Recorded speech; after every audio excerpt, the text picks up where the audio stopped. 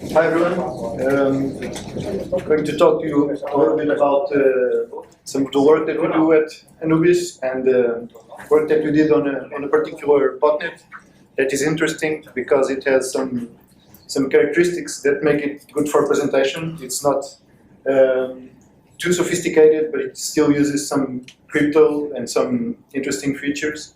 And also, it was first detected, and we didn't know what it was. So it's good because we can show the whole process from the detection of the DGA to the understanding of the malware and the reversing of the DGA algorithm.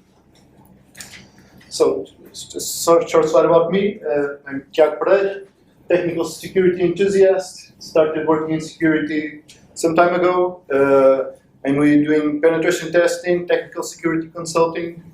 I later started doing some forensics, which eventually led me to malware reversing and just started to really enjoy it. And finally, now I work at Anubis Networks, where I get to do reversing, malware research, and botnet tracking. So it's pretty cool. So what we're going to see. The idea is to give you a short overview of what we do at Anubis and how the whole process from the detection of a new DGA to the detection of the understanding of what malware that is. On the first part of the presentation, I'll show you a bit of how we detect DGAs, and on the second part, we'll go a little bit deeper into reverse engineering and show you how usually the reverse engineering process goes and how we use it to understand the inner workings of malware. So, detecting DGA-based malware. First of all, just a short slide to give a short introduction to DGAs. So, DGAs are domain generation algorithms. So, in fact, they're simply algorithms that are hard-coded into the malware and that generate the domains that are used for command and control of that malware.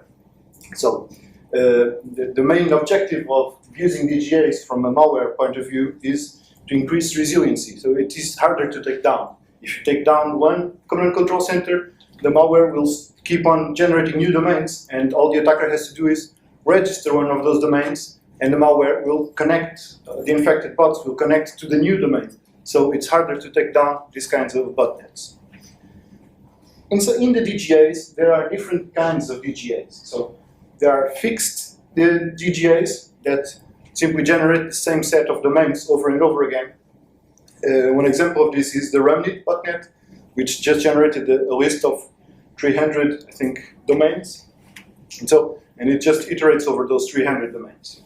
There are also some DGAs that are hard-coded, that have a hard-coded seed. So the seed is the value or a number that is used to produce a different set of domains. And what the bot master can do is, after a while, he simply changes the seed and sends a new campaign, and the new malware and the new bots will connect to a whole different set of domains. So even if there is something holding and some people detecting a group of hosts, the new seed will cause the DGA to generate a completely different set of domains. Another common type of DGAs are the time-based seed DGAs. So here, the seed is based on time.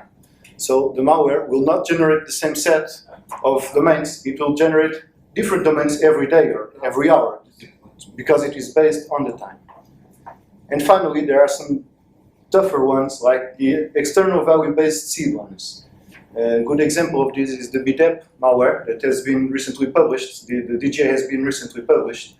And what it does is it uses the currency exchange for a given day as a seed to generate the domain. So we cannot predict the currency exchange for tomorrow. If we could, we would be rich, and the guys from the botnets would not need to create botnets anymore. So what it does is it creates a new set of DGAs every day that's completely unpredictable. Even if you have the algorithm, you cannot generate DGAs for you cannot generate the domains for the future. So there on the left, you have an example of a DGA that we saw recently. It just looks like what it is. It's just a random well, actually it's not random, so it's algorithm generated, but it looks like random domains. And that's an example of the DGA. So how do we detect it? This slide shows a bit of how we detect and how we get to the domains, and how do we get to sinkhole the domains that the malware connects to in order to show them at the CyberFeed product, which is the flagship product of Anubis networks now. We have two main entry points, which are the top boxes. There's the network-based DGA detection, and there is the file-based malware analysis system. So, on the network-based DGA detection, what we do is we process network traffic from internal and external sources, and we have algorithms to detect when something that looks like a DGA appears on that traffic, and we DNS traffic. So when it does, we detect a new DGA, and then we use that to sinkhole it and to start receiving connections from those bots. Another thing that we do is we do file-based malware analysis on an automated fashion. We run thousands of samples every day, and we see if those samples try to connect to non-existing domains, for instance. A sample that is executed and tries to connect to a large number of non-existing domains is probably running a DGA. So that's another way to detect DGAs.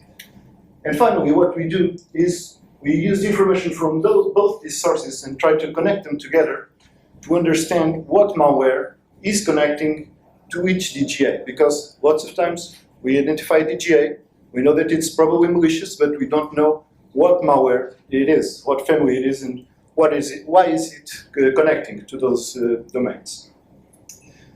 So, just to give you a short example, that image on the right is an image from an internal system of ours that shows a DGA being detected. So the little dots that you see are hosts. So you see that there are lots of IPs that connect to lots of different hosts, and the same IPs connect to these hosts. So this is a typical pattern of a DGA. And this is what lets us know that, hey, this is probably DGA, let's look into this, let's sinkhole it and see what it is. So, what we do is largely automated, but still has some manual processing at the end. The detection is largely automated. We detect the DGAs as they appear, and we use our sinkholing infrastructure to sinkhole those domains and process the thousands of hits per second that we receive, and the millions of infections per day that appear. After that, the DGA processing is mostly manual. Some parts are automated. What can be automated, we try to automate it, but there's still some manual investigation going on. And so this is what we'll show you next. What are the advantages of this network-based DGA detection? We can detect new DGAs as they appear. As soon as something appears on the internet that's trying to connect a new malware that is infecting machines, and all the machines are trying to connect to these domains, we detect it. But most times we detect it and we don't know what it is. We only know the domains, and we can see parts of the protocol that connect to our sinkholes, but sometimes we don't know what it is. And that brings us to a question that appears lots of times there at Anubis, and lots of emails have this content in it. What botnet is this? Because sometimes you just don't know what it is. This brings us to the next part. So, the file-based automated malware analysis. It's a sandbox that processes tens of thousands of samples daily. It's constantly processing updated samples, and it has the following features. So these are pretty common features for sandboxes these days. It does basic static analysis. It finds the PE headers, the strings values, the imports, exports, all that basic static analysis stuff. It does dynamic analysis, so it runs the malware, and it tries to find what the malware does. So it sees what files it creates, what registry keys it creates or changes, mutexes, and network traffic, what network traffic it generates. It also has a nice feature that it is able to use physical machines. There are some malware that won't run or has some measures implemented to detect virtual machine, and So we have some instances that will run on physical machines, and they are able to run this malware automated. So that's pretty cool stuff.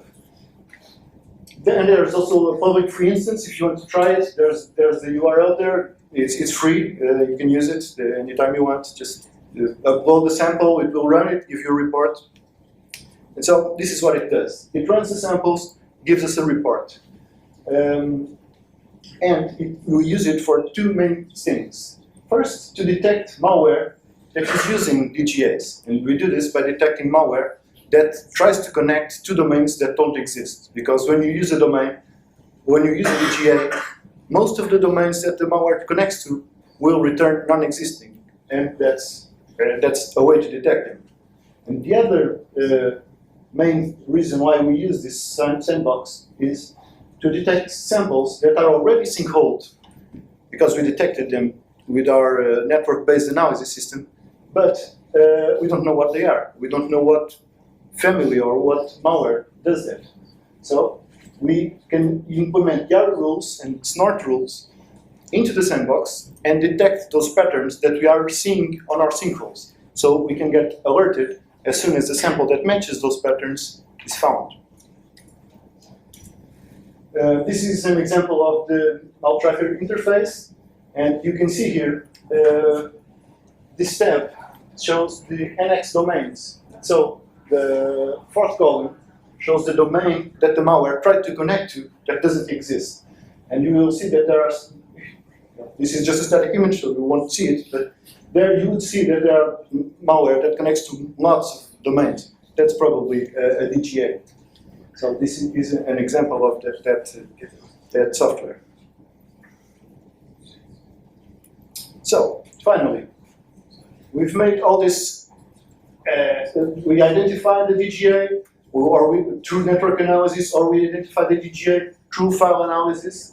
Then what we do next is we try to aggregate this information so that we can add it into the cyber feed and give it some context. We need to add it to the cyber feed and at least tell what family it is, but ideally we need to give some more information than that. What behavior this malware has, what does it do, what is it trying to obtain from its infections. So what we do is, based on OSINT, we try to query all the sources of information that we have and try to identify this malware as soon as possible. If we can't identify it, we will build signatures to detect them. And finally, when we detect it, what we can do is we can reverse engineer the samples and understand what they really do. If they have a DGA, understand the DGA, what it does, and finally, clearly classify all this malware and add context to CyberFeed. So this is the first part that shows you how we detect the malware. The next part of the presentation will be focused on the reversing part of it. So to tell you the whole story is we detected Botnet appearing on the network-based detection systems. Those are some of the domains that we saw showing up. And we didn't know what it was. We sinkholed it, and we looked at all the OSINT sources there were at the time, and there was simply no information about it. We saw that it was targeting almost exclusively the US and the UK, but we didn't know. We saw the traffic patterns arriving at the sinkholes, we saw the domains, but nothing, there was no analysis on virus total that showed anything like it, or on malware, so nothing showed anything that we could use to identify this malware. So we had to create signatures and wait until we found something. And this again brings us to that question that shows up sometimes. What botnet is this? So what did we have to look to try to understand what botnet is this? We knew that it was starting in the US and UK. Okay, that's not much. We knew that it had some curious HTTP headers. You can see here, it has this check. This is the data that we can extract from CyberFeed. And what it has is this. It has an HTTP header named check with lots of data in it. That's strange, not commonly seen. So we knew we had this check header. We tried to find some information about malware that has a check header on the network communication, and nothing showed up. Then it had two other interesting features.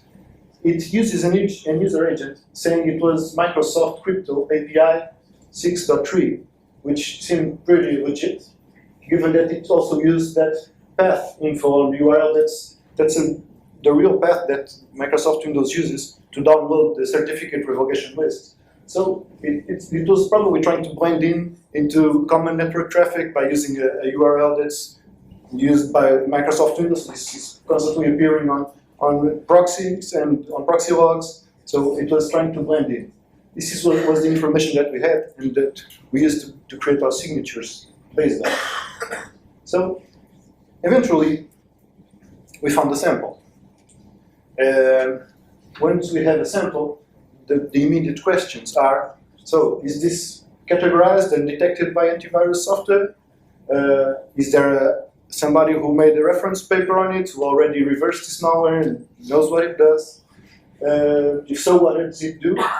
And another important question for us is, do we have visibility over the whole botnet on our sinkholes? And if not, can we increase it? Because if you remember from the types of DGAs, if it is, for instance, a seed-based DGA, there can be several seeds, and we are only sinkholing one of the seeds, and we are not seeing the whole botnet, but just a small subset of it. So we need to understand what kind of DGA it is, to understand if we have it all, and if not, how can we get all the other seeds and increase our visibility. Also, we received that check header and some post data on the sinkholes, and we wanted to understand, well, what is this data? It seemed encrypted, it was pretty much random, and we didn't know what it was, so we wanted to understand if it was useful. Is there information here that we can use to, for instance, identify unique infections instead of IPs? So we wanted to understand what it was. So we started doing some reversing of the malware. We started doing pretty much the standard reverse engineering process of malware. So we started by using basic static analysis. We looked for the strings inside the malware, the headers of the PA file, and the imports. And what we found was that those strings there were the only useful strings in the malware. The rest was just garbage, nothing readable. The imports were also only those. It's pretty small table of imports. So this told us that most likely this malware was packed. So most malware uses some form of packing in order to hide its contents and make the reversing process a little more difficult and to avoid antivirus detection. So what it does, it uses a stub that will have a section or a part of the sample or part of the file that will contain the real code in an encrypted or an encoded format, and then it will have a small part of code that will run. It will decode the large part of the malware, and then it will jump to that part and run the real code. That's a simple overview what packing is. So it can use crypto, it can just use XOR, it can use several ways of doing it. So it was packed, okay? Not much we can see from basic static analysis. So we started by running it, and by running it, we saw some things. We saw that once it ran, it created a few files. It creates a file called Software Protection Platform, ppc.exe. It looks pretty legit. Added it to System32 directory. It creates some temporary files with random names. All right. And it uses a common key that's used for registry key that's used for persistent. So it added itself to current version run. So every time that the user logs in, it would run it. So it uses this feature to add persistence on the system. And then, if that wasn't enough, it still had this second mechanism for persistence, so it created a Windows service that also pointed to that first file. And finally, it started to try to resolve all those domains on the DGA and try to connect to them. So this is what we had from the dynamic analysis, but still we knew pretty much the same. We knew a few files it created, we knew it connected to the domains that we were sinkholing. So, okay, this is the sample, this is the correct one, but still, what does it do? This doesn't tell us much. So we had to do some reversing on it. First thing we did was try to identify the packer. How is this malware packed? And what we did was we used the common program that's used for this, it's PID, and we ran it, and it identified it as being FASM 1.5. This is an assembly, so it was telling us, so this is written in assembly, and it's basically not packed. So we knew it was packed, so probably just a packer written in assembly. So that was the conclusion that we got. And there are a few other packer ID tools out there, and all return the same result. So that's it. There is no packer ID, so we cannot use an already made unpacker. There are some, for instance, UPX is a common packer, and you can unpack it using UPX. So if it was packed like that, we could just run the tool and have the original malware on our hands. So we had to do some manual unpacking. Manual unpacking, it's most of the times it's not hard. It's just a question of getting used to it, and it gets easier with time. So what we did was we attached OE debugger to the process we started the malware, and we set a breakpoint on the virtual alloc function. This function is commonly used to allocate a memory region of memory that the malware then uses to write the unpacked malware code and assembly into. So it will just jump to it after. So we knew that once we got to the execution of the virtual alloc function, the real program, the real code wouldn't be far. So that's what we did. And after that, we just got the return value from virtual alloc, which gave us the memory section that was created to store the real code. And then we just created breakpoints so that when the code started running in that section, we knew, well, okay, this is now the original code that was packed. So, and at that point, we would dump the process. That's what we did. We have some examples here that show what we did. So, here in the first image, you'll see the virtual alloc function just finished being called. And then you can look at the EAX register on the end, that has the red circle in it, that shows you the return value of the function. So we knew that probably this malware the original code would be written into that section. And then we looked at that section, and we saw that it had already read, write, and execute privileges. So this is probably it. The malware will jump to it and execute from there. So what we did was we just set a few breakpoints, and finally the malware landed on this section. Once it landed, here it's not very easy to see, but in this lower section you can see the MZ header that's typical from the beginning of a PA file, and there is the beginning section. So we just used a plugin for OE debugger that's called OE dump, and we just dumped the memory section when set the appropriate entry point of this function. And we got the original code of the malware, so it was now unpacked. After unpacking, things were a lot different. There are a lot more imports. There were several functions. It had been stripped, so there were no names on the functions, which would make the analysis a little bit tougher. And there were lots of strings now that had some meaning. So we could see, for instance, the URL, the path, the PKI, MS Corp. So all of that was now accessible, and we could start reversing it.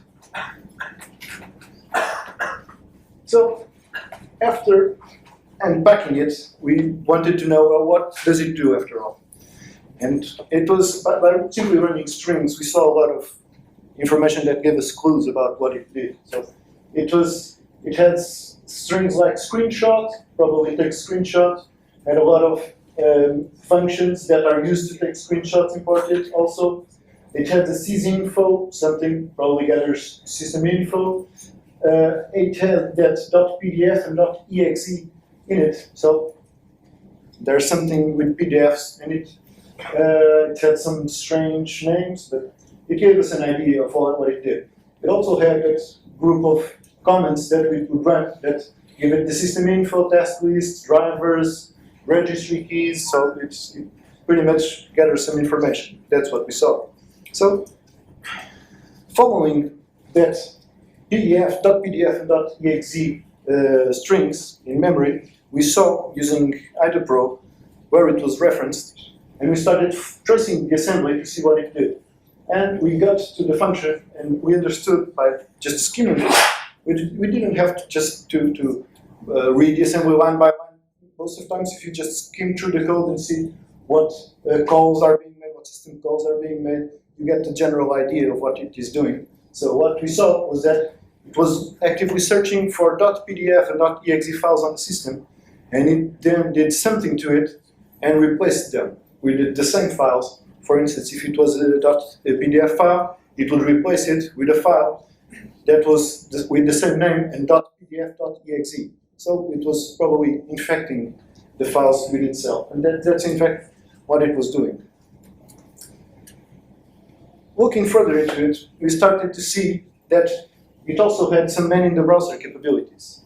It hooked the libraries of Internet Explorer, Google Chrome, Firefox. In Firefox, it used those two libraries, NSPR3 and SPR4. And in Internet Explorer hooking function, it had this memory structure that was pretty useful because it just shows the name of the functions that it hooks, and on the line below it, the function that it replaces it. So it was a pretty neat table showing exactly what was being hooked and replaced by what. So it was pretty easy to see what it did. If we followed that code, I didn't put it all here, it just would be too much. We saw that it was capturing every post that the browser did, every HTTP post, and sending it to the command and control. So it didn't have it's typical for malware to have configuration files that will show some targeted banks, and it will steal information for a specific bank or something. No, this was just capturing everything. If it's a post request, we want it. And so it sent it all the way to the command and control center. So after this, we just walked through the code, and we found the main loop after each beacon sent to the command and control code. So every time it sends a beacon to the command and control code, when it receives the answer, it did one of these three things. So it would take a screenshot, or it would execute the file, or it would run the sysinfo command. Of course, these names, we gave them these names. The names were just random numbers that it was the numbers that IDOPRO usually gives them, and so it didn't have any meaning. So we had to manually, while we were reversing it, give them useful names, so it was easier to read. So at this point, we knew pretty much what the malware did. So we had a few other answers we wanted. So we wanted to know what the DGA was, what it looked like, and we wanted to know what the network protocol was and if we could extract information from it. So we started work on discovering the DGA. To discover the DGA, the same kind of method was used. So we found a string that we knew, actually not a string, we knew that it connected using HTTP, so we looked for HTTP related libraries that made the request. And we found Internet Open and a few other related libraries, and we know, okay, this is the function that makes the request to the C2.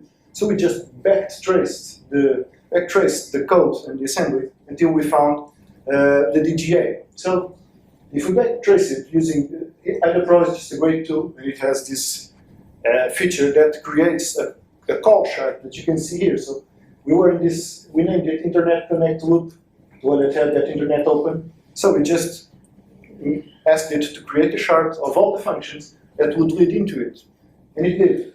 And so we saw that it was called by post data, screenshot, sysinfo, and they all went to this function that we later named repair connection. So most likely the prepare connection is getting the domain that will be used for the connection. So that's where we started looking. And eventually, before it is called, there you can see the little also in the DGA, we saw that there was a function being called just before the prepare connection. And you can see that the prepare connection receives the URL, it's the PKI, MS-corp, something. It receives the HTTP method, post, receives the sysinfo, and it also needed to receive the domain. And it did because it was built on that previous call to a function that had no name, but we renamed DGA. So I started looking into that function. It was not too complex, but it had it had several sub-functions. Eventually, there we had to read each assembly line and just reverse it back into code. And so what you can show here is that this last line shows you the last part of the algorithm, where it decides if the top-level domain will be .info, .org, .net, or .com. And that section shows you, if I can, yeah. And that section shows you here an initialization string that it used, and then it went through some mathematical operations of the algorithm to create the string of the domain. Then I didn't put here, but there was a dot somewhere that would connect these two parts. So we just reversed it, and here was the Python code. We used Python for it. So this is this part. So it's the same algorithm, but in Python, and this is this part. So it has this initialization string, and then it goes through some operation, and it just generates the domain. So at this point, we had discovered the DGA, and we could now add it to our DGA database, and we knew that it was statically seeded. Here is the whole DGA code, and if you look here, this value, this seed, is included. It was included in another section of the code. It was actually a little bit harder to find, but it had a value that was on a global variable, and the malware writer used this, and you could at any time change the seed, and the malware would just try to connect to other domains, and would generate a different set of domains. So we knew that we might not have coverage of the whole botnet, and we might just be seeing one seed of the botnet and not the whole. However, we started searching VirusTotal and getting our hands on every sample that we could get that was related to this malware, and we didn't see any sample that had a different seed. So that was it. Unfortunately, after some time after we started reversing it,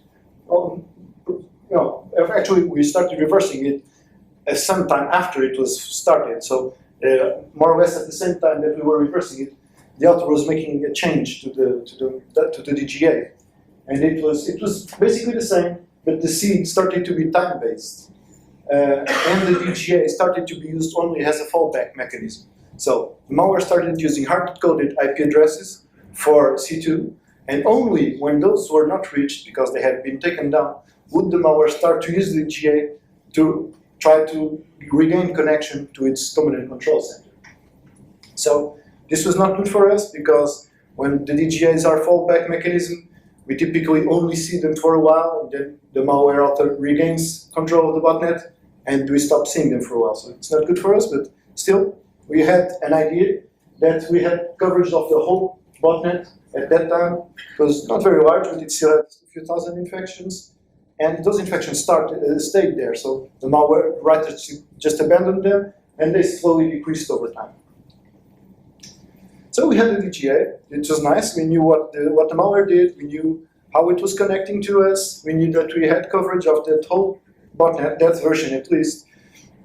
And we needed to understand the network protocol. So this is an image from Wireshark that shows the HTTP request that was arriving at our sinkholes.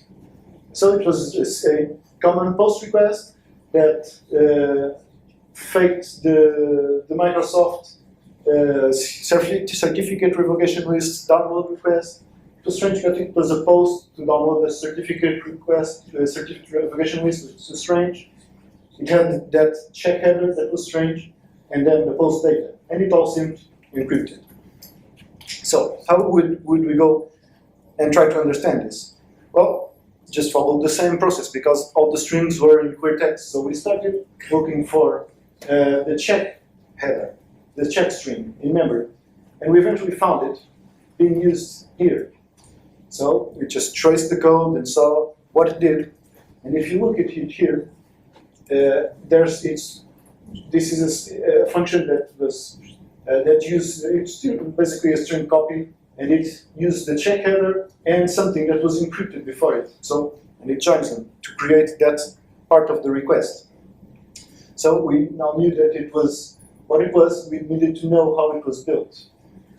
And to do that, we just traced the code a little bit upper, and we found that this string was also used, and it was most likely the thing that was used to being sent to the encrypt function. And it didn't have this content. So the check header had a version, client, computer name, DOS, groups, some information, the start time, the last seen time. So this was what was in those check headers. So okay, it's useful. It would be nice to get the computer name and the client and the group. This group would most likely be the botnet. Usually botnets, or some of them, are grouped into logical groups so that the bot masters can list them or keep track of what are new infections and old infections. So it would be nice to see if the group changes, if we have several groups. So we started to see if we could understand how the network protocol was being encrypted. That encrypt function, that showed here, we opened it, and it was scary.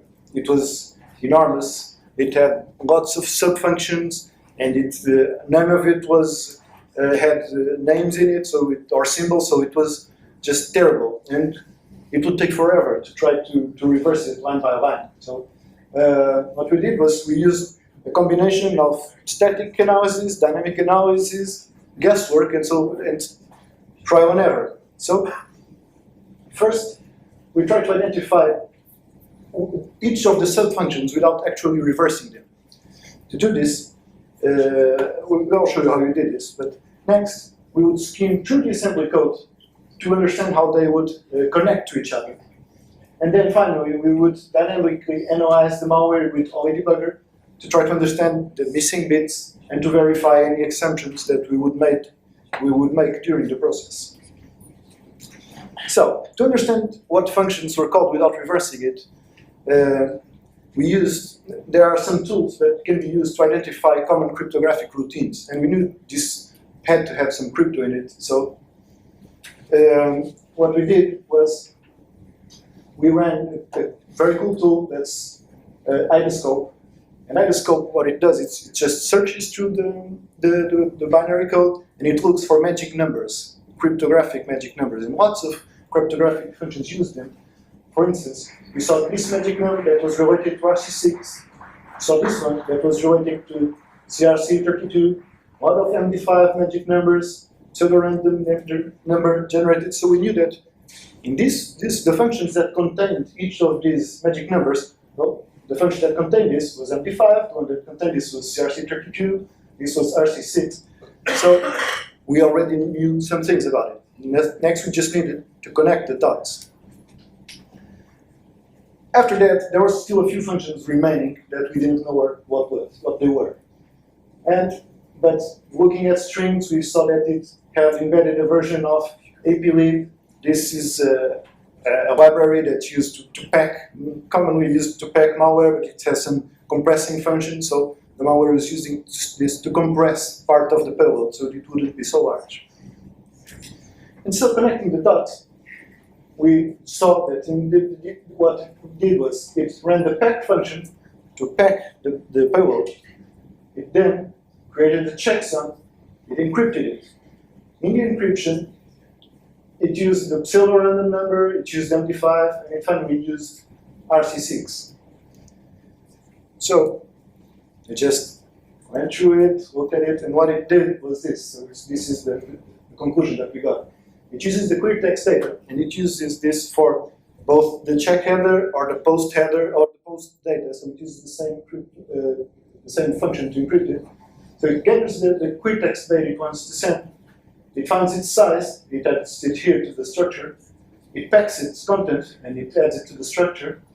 Calculates a checksum and adds to the structure. Then it encrypts this using RC6 with the random key that was generated by the pseudorandom number generator. And it uses an MD5 and it concatenates this MD5 with the random key and it encrypts it using asymmetric crypto. The asymmetric crypto part was the tough part because most asymmetric, at least not RSA or the most common ones, don't use magic numbers, so we couldn't find them that way.